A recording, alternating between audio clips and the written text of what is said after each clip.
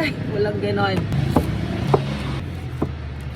Bakit ba pag Biyernes lang niluluto ang munggo? Kaya nandito ka na.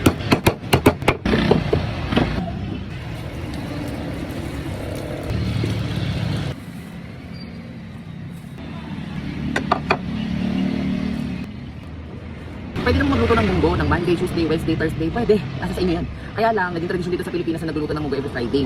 Meron niyang history.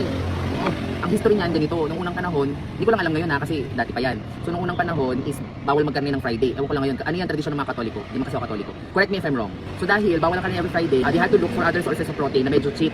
Kaya ang naisip nila munggo. So, naging tradisyon na every Friday nagmumunggo. Kaya it's Friday, it's munggo day. So ito munggo na gagawin ko. Yung sa akin, ang palaya, lalagyan ko ng sotanghon pero may kata. Oh, di ba? Try natin. Dapat kasi guys, munggo lang. Kaya lang kami ng nanay ko, nagda-diet kami. Gusto namin maraming ulam para hindi kami kumakain masyado ng kanin.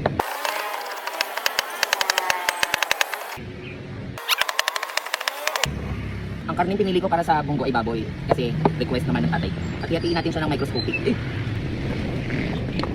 Pwede na siguro ito, no? Bad news, naubusan ako ng gas.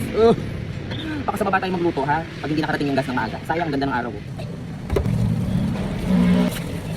Para mas madaling mamaya pagdating ng gas, ibabad ko na to. Ready lang lahat guys, ginupit-kupit ko na yan, ganyan, lahat yan. O yan na lahat. Yung gasol na lang talaga ang hindi pa ready.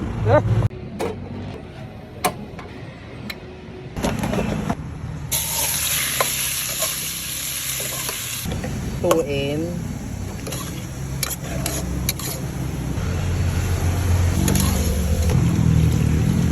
Lagyan ko na ng mga pampalasa. Adjust na lang ako mamaya. Gusto ko kasi nanunuot yung mga nilalagay kong pampalasa. Garlic powder, paminta, at saka asin. Kung haluin ko na yan, na lang natin later. Ayan. So guys, since luto na, actually luto na yung munggo eh. So, lulutuin na lang natin yung ibang mga gulay.